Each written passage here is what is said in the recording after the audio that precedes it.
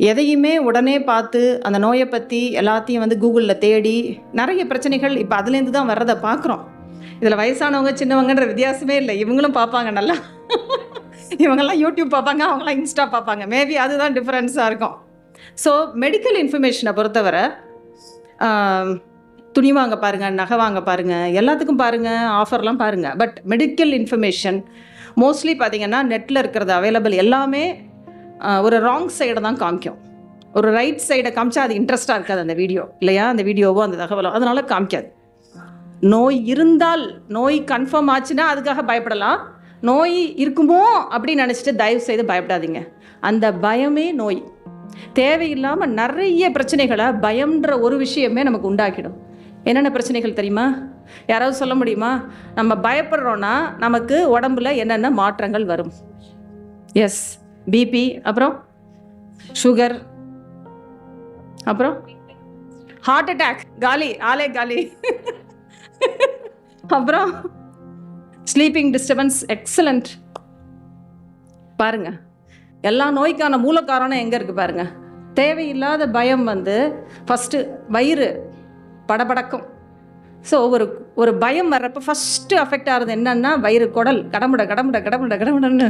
அவ்வளோதான், இதோ வயிற்ற கலக்குதே, என்ன பண்ண போகிறேன்னு தெரியலையே அப்படின்ட்டு.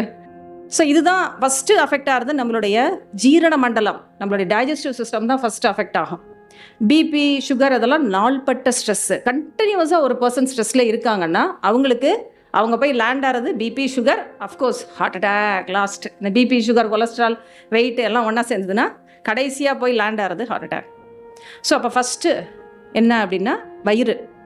இப்போ வயிற்றில் தான் நமக்கு பிரச்சனை வரும். எப்பயுமே என்னென்ன பிரச்சனை வரும்? டைஜஷன் ஆகாது, சாப்பிட்டா வாமிட் வரும், பசி எடுக்காது, லூஸ் மோஷன், இல்லைன்னா கான்ஸ்டிபேஷன். வயிறு சம்மந்தப்பட்ட நோய்கள் எல்லாமே மூல காரணம் பயம், இல்லைன்னா தேவையில்லாத ஸ்ட்ரெஸ். இதுதான் ஃபஸ்ட்டு. ரெண்டாவது, இந்த பயம் வந்து எங்கே காமிக்கும் தெரியுமா? எந்த உறுப்பில் காமிக்கும் தெரியுமா? ஸ்கின், தோல். ரெண்டாவது, தோலில் கட்டி வர்றது, பிளாக் ஆகிறது, நிறைய பொறியாக வர்றது, அலர்ஜி ஆகிறது, தோலில் தேமல் மாதிரி வர்றது, எக்ஸிமா, அதுன்னு என்னென்னவோ வகையாக நிறைய நோய் இருக்குது. பட் பல நோய்களுக்கான ஆரம்ப புள்ளி இந்த பயம், தேவையில்லாத ஸ்ட்ரெஸ். ஸோ இது மாதிரி காமனாக நமக்கு இருக்கக்கூடிய பல பிரச்சனைகள் பார்த்திங்கன்னா எங்கே ஆரம்பிக்கும்னா நம்மளுடைய மனநிலையிலேருந்து ஆரம்பிக்கும். ஸோ ஒரு மனிதன் பேண வேண்டியது தன்னுடைய மனநிலையை பேண வேண்டும். தேவையில்லாமல் பயம் வேண்டியதே இல்லை. கன்ஃபார்ம் ஆகும். டெஸ்ட் எடுக்கிறதுக்கு முன்னாடி டாக்டர் நீங்கள் ஏதாவது நினைக்கிறீங்களா, ஏன் இந்த டெஸ்ட் கொடுக்குறீங்க? ஒரு அம்மா வந்து சொன்னால் ஆச்சரியப்படுவீங்க. பட் நம்ம கூட அந்த மனநிலையில் தான் இருப்போம். வரும்போதே ரொம்ப சோகமாக வந்தாங்க. கையில் இவ்வளோ பெரிய ஃபைல். அதை பார்த்ததுமே எனக்கு ஐயோ இவ்வளோ பெரிய ஃபைலா அப்படின்னு எனக்கு டென்ஷன் ஆகிடுச்சு. ஃபைல் எடுத்துகிட்டு வந்தாங்க. வந்துட்டு ஏம்மா இவ்வளோ சோகமாக இருக்கீங்க? மேடம் 10,000 ரூபாய்க்கு டெஸ்ட் எழுதி கொடுத்தாங்க மேடம், எல்லா டெஸ்ட்டும் எடுத்துட்டேன். அவர்கிட்ட போய் காமிச்சா இப்போ ஒன்றுமே இல்லைன்னு சொல்கிறாரு. நீங்கள் இன்னொரு தடவை நல்லா பாருங்கள். இன்னொரு டாக்டர்கிட்ட காமிச்சு ஜென்ரல் செக்அப் பண்ணி எதுவும் இல்லைன்னு சொல்லிட்டாங்க. இந்த மனநிலை பாருங்களேன். 10,000 ரூபாய்க்கு நான் டெஸ்ட் எடுத்திருக்கேன்னா அதில் ஏதாச்சும் இருக்கணுமா? அது எல்லாம் நல்லா இருக்குன்னு நீங்கள் சந்தோஷப்படுங்கம்மா, ஏம்மா வருத்தப்படுறீங்க? Almost literally she started crying. 10,000 ரூபாய்க்கு டெஸ்ட் எழுதிருக்கேன், எல்லா ஸ்கேனும் எடுத்திருக்கேன், எம்ஆர்ஐ எல்லாம் எடுத்திருக்கேன், எனக்கு ஒன்றுமே இல்லைன்னு சொல்கிறேன். நீங்கள் இன்னொரு தடவை நல்லா பாருங்க. எதுவுமே இல்லைம்மா. இல்லை டாக்டர், அங்கெல்லாம் டார்க்காக போட்டிருக்கு பாருங்க, அதெல்லாம் பாருங்க. இது ஒன்று வேறு. இப்போ அடுத்தது எல்லா லேப்லேயும் ஒரு சில லேபில் கொஞ்சம் உங்கள் மேலே இறக்கத்தோட டார்க்காக மட்டும் போடுவாங்க. இன்னும் சில லேபில் பார்த்தீங்கன்னா ஃப்ரண்ட்டில் ஒரு பேஜ் இருக்கும் பாருங்கள், அதில் எழுதியிருக்கோம் உங்கள் கிட்னி 20% தான் வேலை செய்யுது இந்த ரிசல்ட் பிரகாரம். அதெல்லாம் வந்து கம்ப்யூட்டரில் ஆல்ரெடி ஃபீட் பண்ணி வச்சுருப்பாங்க. உங்களுடைய லிவர் 50% தான் வேலை செய்யுது, இந்த டெஸ்ட்லாம் ராங்காக இருக்குது. இப்படி வரிசையாக இருக்கும். வரும்போதே டென்ஷனில் அப்படியே மேடம் நான் என்ன பண்ணுறது தெரிலையே அப்படின்ட்டு வருவாங்க. ஆக்சுவலாக பார்த்தீங்கன்னா ஒரு டெஸ்ட்டோட ரிசல்ட்டு 25லேருந்து 40 நார்மல் அப்படின்னா 40.1 அப்படின்னா அது ஹைலைட் பண்ணிடும். ஏன்னா அது கம்ப்யூட்டர். 40.1 இல்லை அந்த 25 நார்மல்ன்றது 24.9 நார்மல்ன்றது நான் சொல்லுவேன் டாக்டர். But computer சொல்லாதுல்ல. இப்படி தான் இருக்கும் அந்த ரிசல்ட்ஸ் எல்லாமே. பார்த்தீங்கன்னா எல்லாமே 0.2 0.3 இட்ஸ் அ வேரியேஷன். ஒரு லேபுக்கு இன்னொரு லேபுக்கு வேரி ஆகும். Technician, technology. சிலது பார்த்தீங்கன்னா யூனிட்ஸ். ஒரு இது வந்து மைக்ரோகிராமில் இருக்கும், ஒன்று வந்து நேனோகிராமில் இருக்கும். இங்கே 45 நார்மல்னு சொன்னாங்க டாக்டர். போன தடவை டெஸ்ட் எடுத்தோம், இந்த தடவை 75 அப்டாமல்னு அப்படின்னு கேட்பாங்க. பார்த்தா அது மைக்ரோகிராமில் இருக்கும், இது வேறு யூனிட்டில் இருக்கும். ஸோ இந்த மாதிரி விஷயங்கள்லாம் நம்மளா லேப் டெஸ்ட் எடுத்து நம்மளா அதை இன்டர்பிரேட் பண்ணும்போது நிறைய குழப்பங்கள் கட்டாயமாக வரும். ஸோ இது எதுக்காக நான் சொல்ல வந்தேன் அப்படின்னா, டெஸ்ட்டு எடுக்கும்போதே பயப்பட வேண்டியதில்லை, அது அப்நார்மலாக தான் வரும். உங்களுக்கு ஒரு உண்மையை நான் சொல்லவா?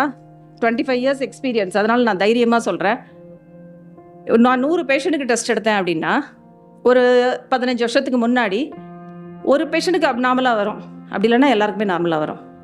இன்றைக்கி நான் 100 பேருக்கு டெஸ்ட் எடுக்கிறேன்னா, இன்றைக்கி ஒன்றும் நாட் பேட், மேபி ஒரு 5 பேர் 6 பேருக்கு அப்நார்மலாக வரலாம், மிச்சம் இருக்கிற 95 பேருக்கும் நார்மலாக தான் வரும். ஆனால் இந்த 100 பேருமே அப்படியே பயந்து நடுங்கிட்டு இருப்பாங்க. ரிசல்ட் என்னாச்சு டாக்டர், ரிசல்ட் என்னாச்சு டாக்டர். நீங்கள் சொல்கிற வரைக்கும் எனக்கு ரொம்ப டென்ஷனாக இருக்குது. ஆக்சுவலாக ரியாலிட்டி ட்ரூத் இது தான். 95 பேருக்கு நார்மல் தான் இருக்கும், 5 பேருக்கு தான் அப்நார்மலாக இருக்கும். ஏன் அப்போ நம்ம டெஸ்ட் எடுக்கணும்? டெஸ்ட் எடுக்காமே இருக்கலாம்ல. ஏன் எடுக்கணும் சொல்லுங்கள்? ஏன் எடுக்கணும்? இன்சூரன்ஸ்க்காவா? நீங்கள் சொல்லுங்கள். Prevention is better than cure.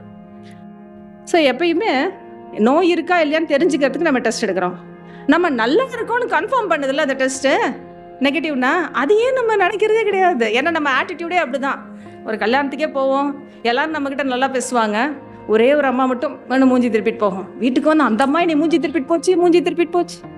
இவ்வளோ பேர் உங்கள்கிட்ட ஹாப்பியாக, உங்கள்கிட்ட நல்லா ஹாப்பியாக இருந்தாங்க, அதை பற்றி நம்ம ஒரு நாளாவது பேசுவோமா? பேச மாட்டோம். அந்த ஒரே ஒரு அம்மா தான் நமக்கு முக்கியம்.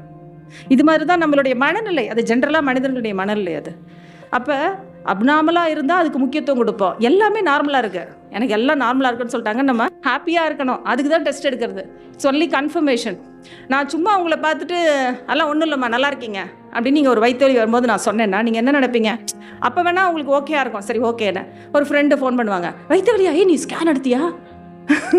அது எப்படி உனக்கு நார்மல்னு சொன்னாங்க? அதுக்கு தான் இதெல்லாம் வந்து எதுக்குன்னா, சயின்டிஃபிக்காக you should have a proof. எனக்கு வயிற்று வலிக்குது ஆனால் எதுவும் இல்லைன்றதை எப்படி ப்ரூவ் பண்ணுறது? அப்போ ஒரு ஸ்கேன், பேசிக்காக ஒரு பிளட் டெஸ்ட்டு, சுகர் இது மாதிரி எடுக்கும்போது எதுவும் இல்லைன்னு வரும்போது எனக்கும் கன்ஃபார்ம் ஆகும், சரி ஒன்றும் பிரச்சனை இல்லை உங்களுக்கு, அவங்களுக்கும் மைண்டில் ஒரு நிம்மதி, சரி நமக்கு எதுவும் பிரச்சனை இல்லை. சயின்டிஃபிக் ப்ரூஃப் இஸ் நீடட் இந்த காலத்தில். ஏன்னா எவ்ரிபடி நோஸ் மெனி திங்ஸ், எல்லாருக்குமே நிறைய விஷயம் தெரியுது. So you need a scientific proof. அவங்களே கவுண்டர் பண்ணோம்ல, உங்கள் ஃப்ரெண்டு கேட்குறாங்கன்னா அதெல்லாம் எடுத்தாச்சு எல்லாம் நார்மல் சொல்லிட்டாங்க, ஓகேயா? ஸோ இந்த மாதிரி நிறைய விஷயங்கள் ஆரோக்கியத்தினுடைய அடிப்படையாக இருக்கிறது முதல்ல மனநிலை தான் அப்படின்றதான் நான் உங்களுக்கு எல்லாருக்குமே சொல்ல விரும்புகிறேன். இது உங்கள் நலம் கருதி